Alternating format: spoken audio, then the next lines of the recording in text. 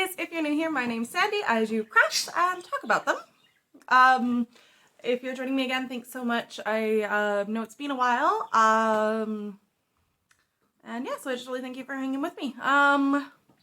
Yeah, housekeeping things. I have a budgie. His name is Cooper Petey. I'm sure you can hear him.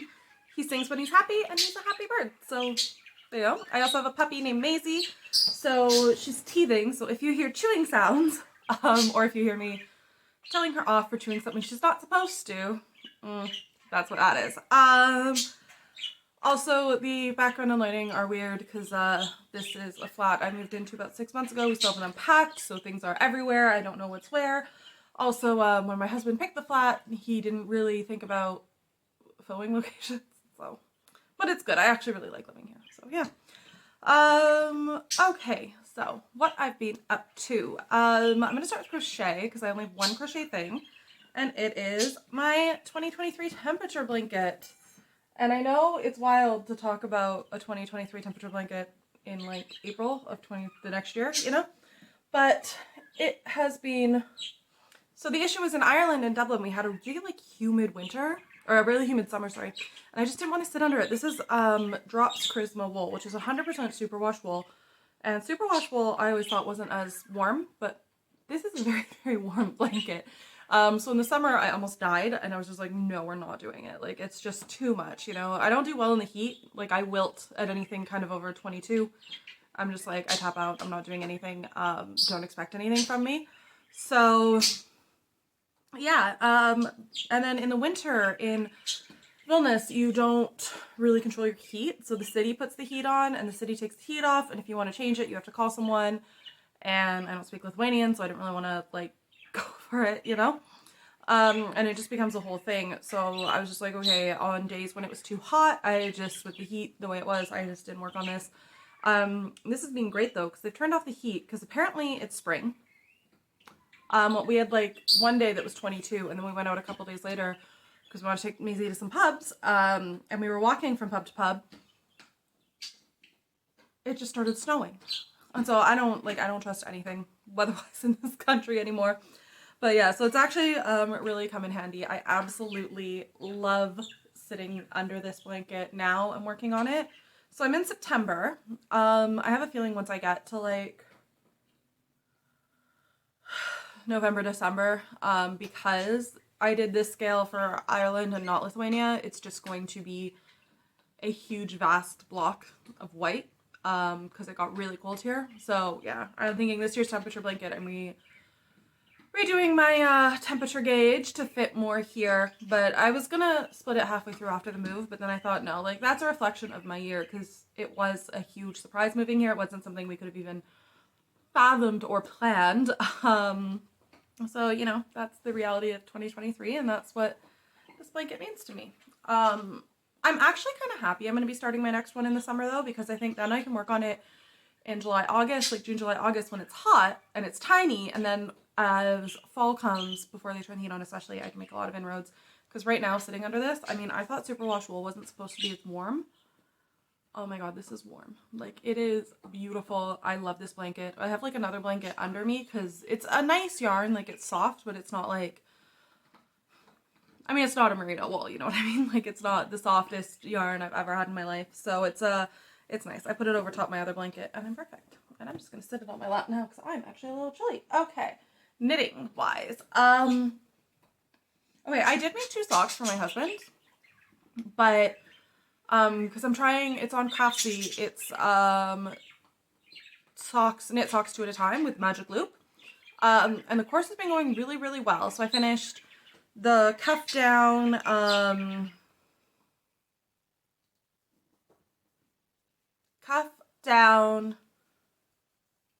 worsted weight socks.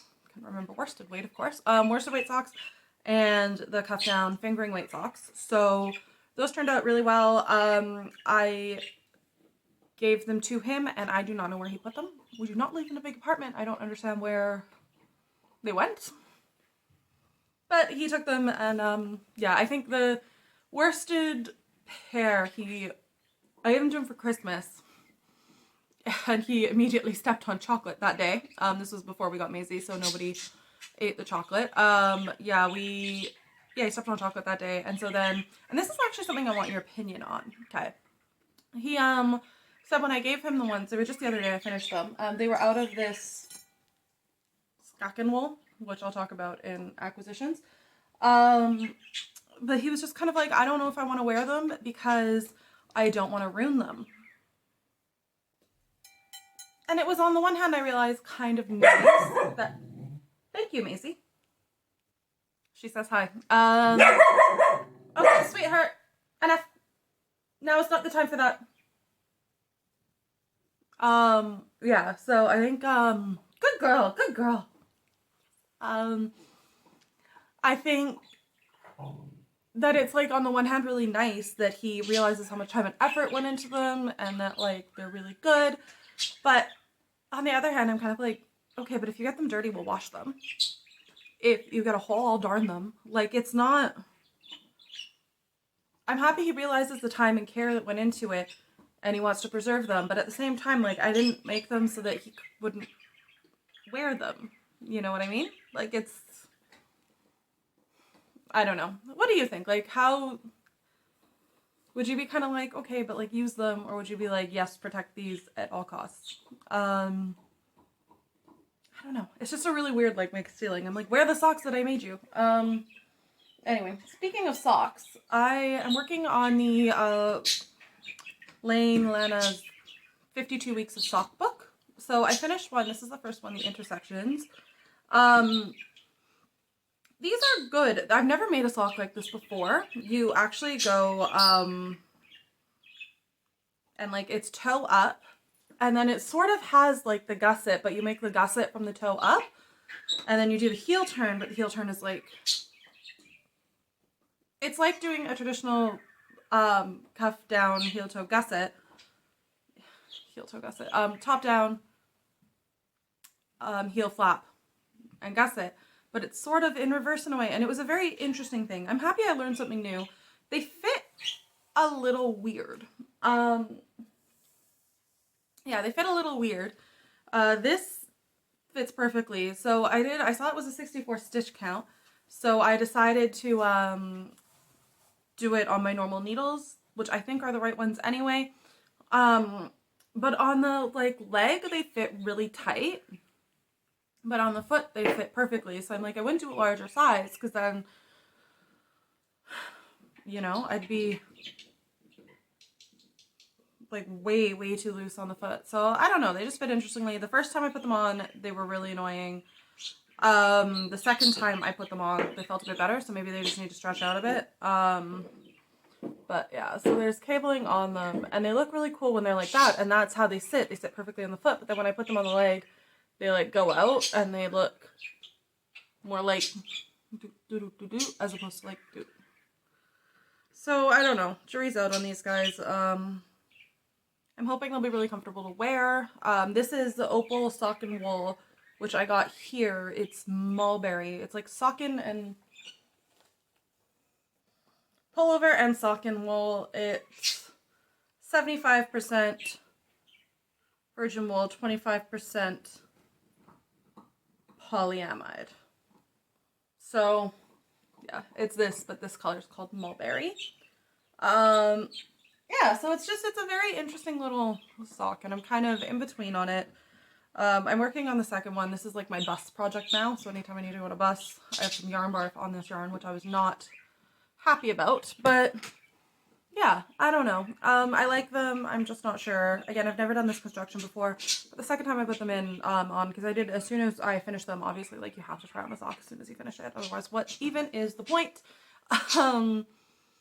And yeah, then I tried them on later that day to show Adam what I was frustrated about, pretty much, and they seem to go on a lot easier. So I don't know, because I was even debating pulling them apart and like making the bigger size, but I think I'm just going to keep them as they are, try wearing them a bit, see how they go. So, yeah.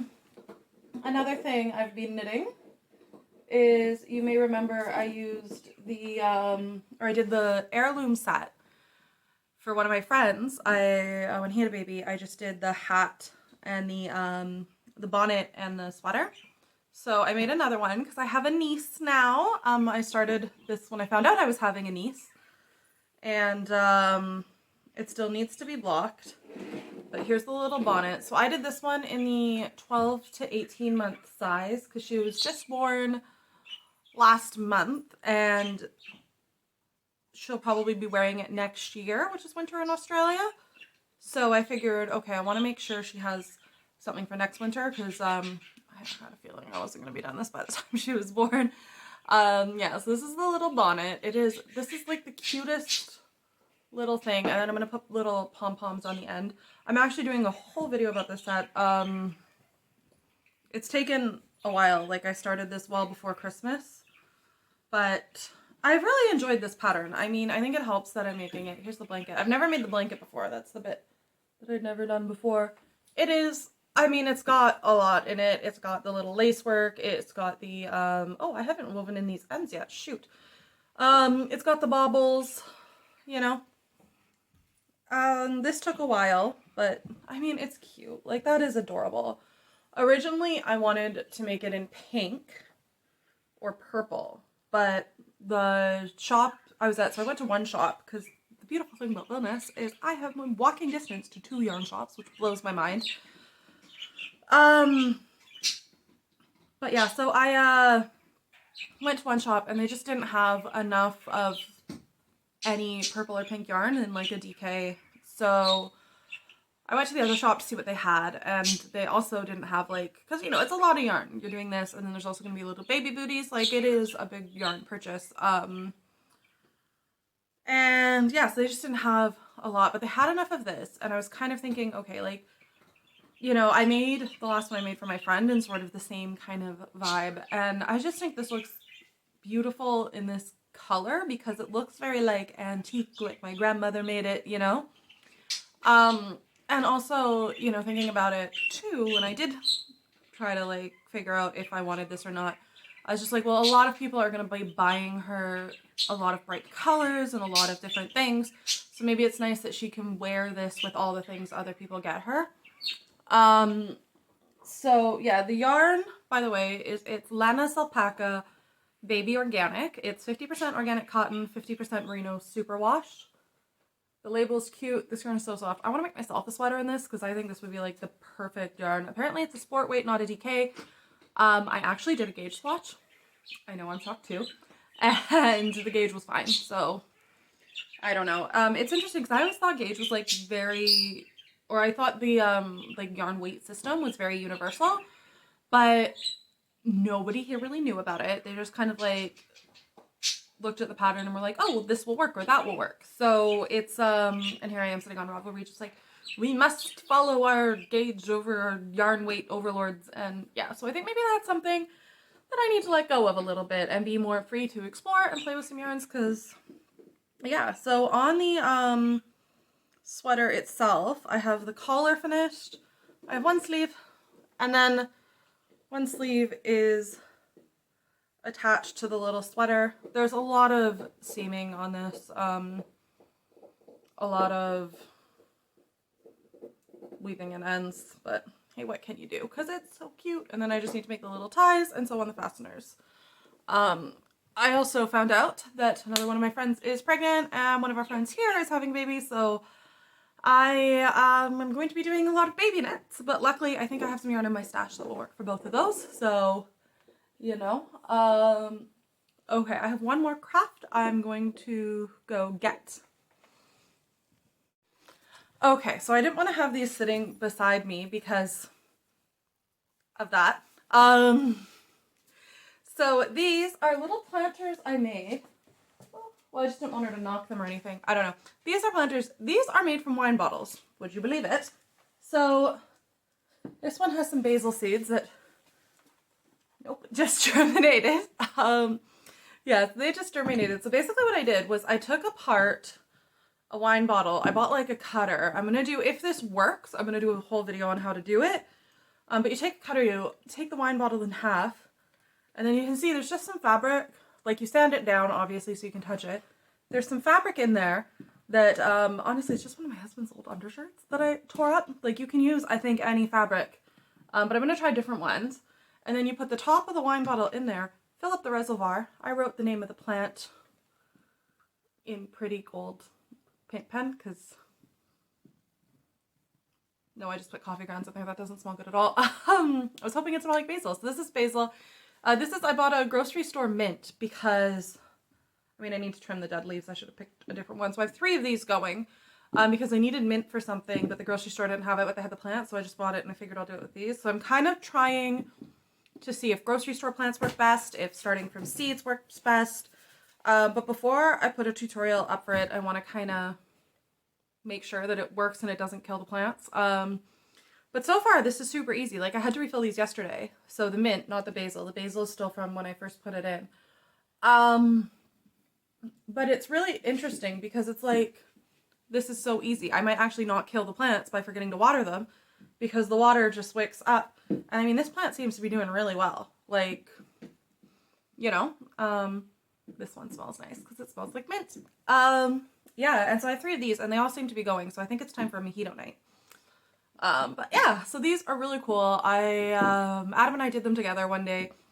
The hardest part I would say is getting the labels off the wine bottles. That is taking quite a bit of commitment. And the sanding. I found my respirator now, so yeah, because we had to stop because we're kind of like, maybe we don't want to be breathing in all the glass dust. But yeah, I'll keep you updated on these and how they're growing. And then I have a few more things to update you on, but I want to put these back before. Okay, so yeah, so those are back by the windowsill. I want to do a lot more gardening this year. I have some strawberries, the seeds I've started. Seeds that I've started. We do have a balcony, and I want to kind of turn my balcony into like an, thank you, sweetheart, an urban garden. I think I can get enough that I can get a good kind of thing going.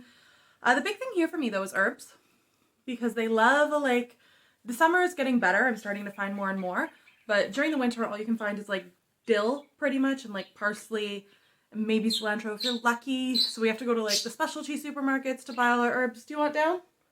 Okay. We have to go to like the specialty supermarket to buy all our herbs, and it does sort of add up, especially like, I just love herbs and cooking. And herbs are so easy to grow. You can grow them on a windowsill in the winter, especially with how warm it gets in here sometimes. So, no, that's not a chew. Good girl. Yeah, so I think that's kind of my focus is definitely going to be on fresh herbs, but I do want to utilize my balcony and try to get some like good stuff out there. Because I think the more you grow yourself, it's, look, do I really think it's cheaper? I think in the long run, after you set up a garden, it does eventually get cheaper. But for me, it's about like, even in the wintertime, I couldn't find like cablonero, like the really nice black kale, or like dinosaur kale, I think some people call it. And like, I love it. Like I use it in almost everything. So like, I'd love to have my own supply of it. Yeah, and just like, it's, growing stuff yourself is so satisfying. If you're like a little bit into gardening, the more you garden, the better you feel, kind of. When I got up and put those back, I did think of another winter knitting project I did. These were quick. So I made Adam some mitts because his stuff was good for an Irish winter, but not so much for the Lithuanian. So I tried to do these really quickly. I think I made them in like 3 days. I did a Craftsy class called My First Mittens and Gloves. I made these out of some yarn I bought in Ireland, and then if you look, that's with some yarn I bought in Australia that I made him a hat out of. That's very variegated. That's why they don't look like they super match, but they are the same yarns, you know? Because I wasn't sure I had enough of either yarn to finish a mitt, but I had a lot of extras of both, so there you go. I probably could have just made straight up mitts, but the good thing about doing it this way is this mitt is so bulletproof, like the fabric inside, and I know there's some weirdos who want to see my floats. Yeah, so that creates a really thick fabric. His hands were super warm all winter. Like, it got down to minus 22 here at one point, and so now that I'm actually saying it, I think the weather really revolves around 22 here. But yeah, so these are reversible mittens, so you can wear either one on each one. Like I said, it's a Craftsy class called My First Mittens and Gloves. So these are the mittens. I think he's actually worn them enough that they've become handed. Yeah, so I'm gonna do the gloves at some point. I just have obviously like I have two baby. I'm not gonna do full baby sets because for friends I do a hat and a sweater. Only for nieces and nephews do I do like the big set. Because it just takes time and it's expensive to do the layettes. Like it's better here. The biggest thing I've noticed from Lithuania to Ireland is obviously the prices here are a lot more reasonable. I mean, maybe not when you consider like the minimum wage in Lithuania, but for what we're on, it's a lot more livable. And I can buy things and not feel like I'm going bankrupt from my hobbies. Also, what I've noticed here that's really interesting is acrylic isn't as prevalent. So now that said, I haven't gone to any of the cheaper yarn shops like at grocery stores and stuff. You can get acrylic. But for the kind of like acrylic that would make me go for an acrylic, I find that the cost to go for wool really isn't that much more. So like you're looking at like a 10 to 30 euro difference over a whole project.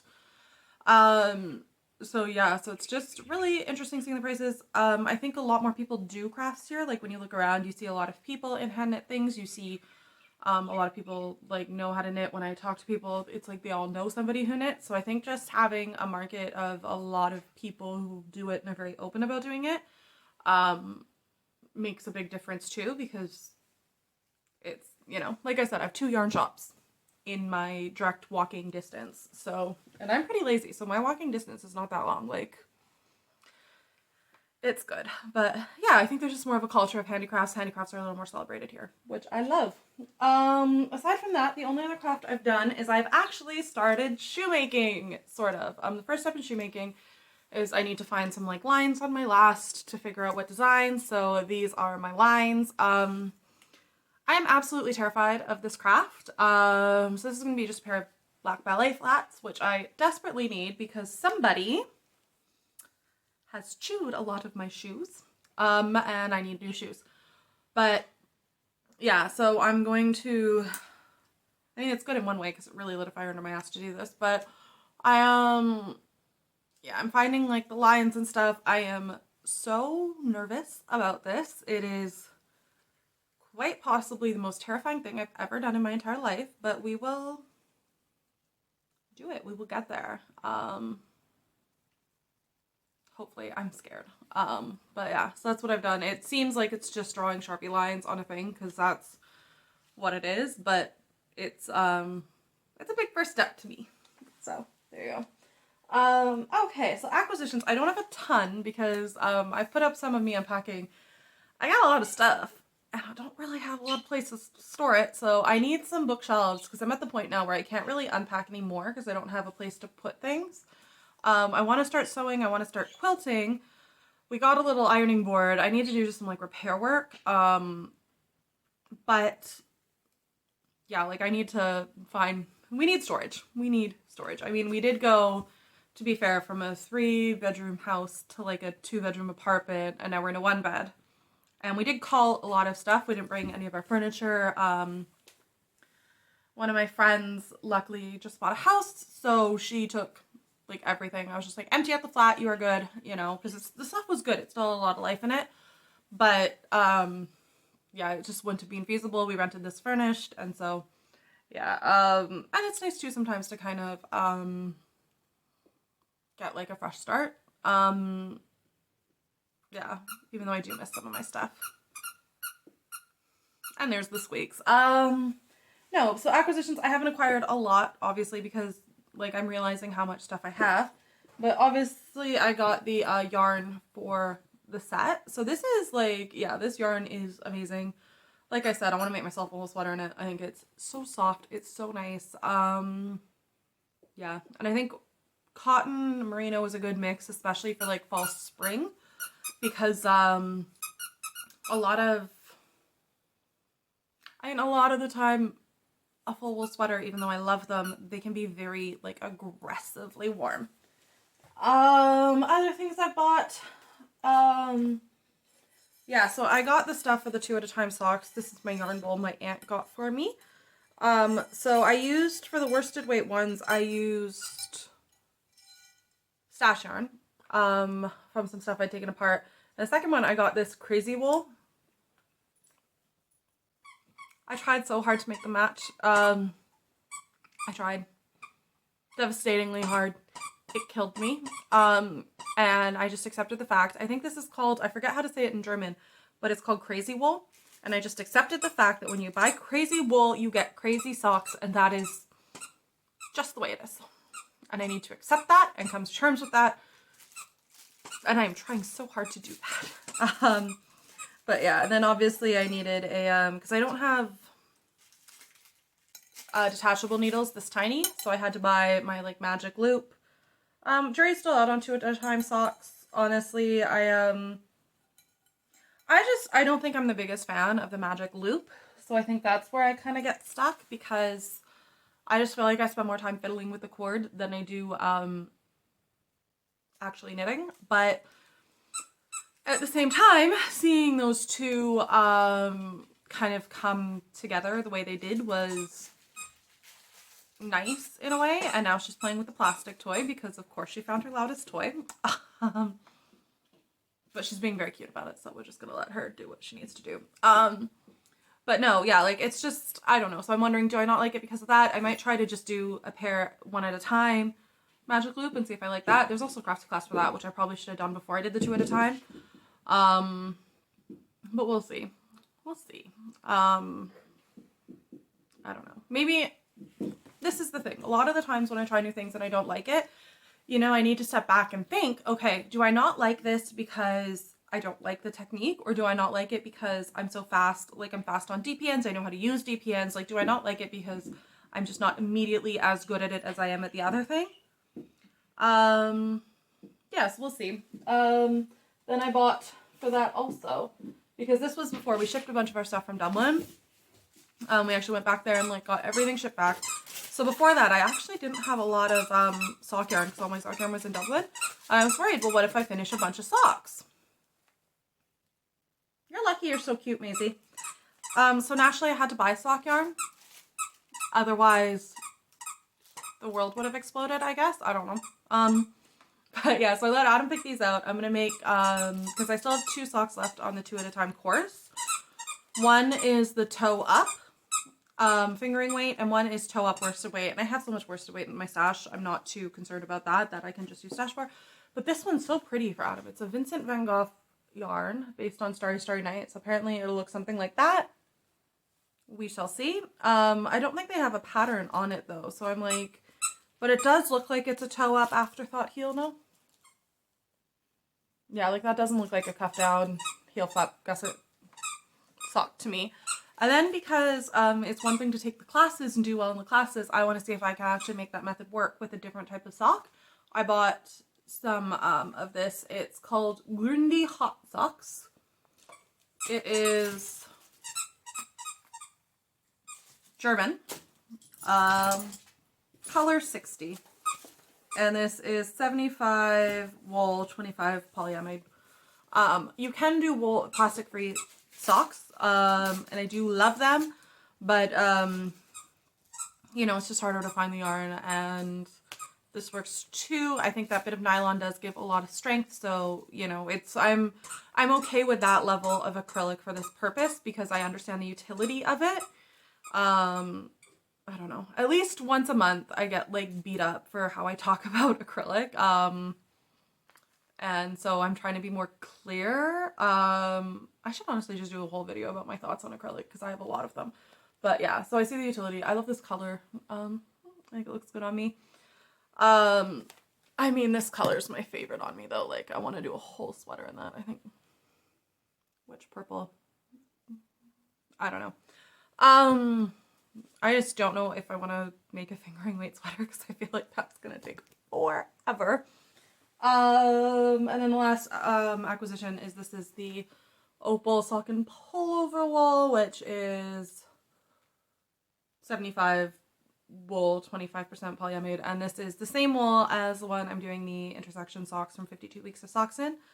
But I just I liked the color, and like I said, like what would have happened if I didn't have any sock yarn and I couldn't knit a sock?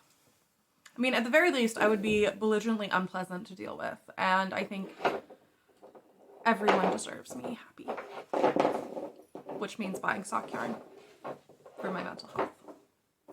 and the mental health of those around me. And I will not be accepting criticisms on that because I 100% think that's true, and you are welcome to use that logic too. Anyway, that's all I got. I am hoping to do this more regularly. I just need to take a break. A lot of stuff happened, with the move, and, my dog Baxter passed away in November, and that was, and still is really tough. You know, I've been trying to establish a new life here. I've been doing a lot of stand-up, which has been fun. Yeah, I've just been trying to, like, live and kind of, live within my grief. And that is, unfortunately, I have a lot of experience with grief. So, you know, I tend to be very kind to myself about it. But yeah, so hopefully I'll be more regular with crafts. At the very least, it might pressure me to actually make some shoes so I have something to say about it, because I am still terrified. But, you know, little terror is not the worst thing. It can be a good motivator if you know how to harness it. Yeah, so thank you so much for watching. I'll put the blog post and links to everything I talked about below, and I hope to see you again soon. Bye!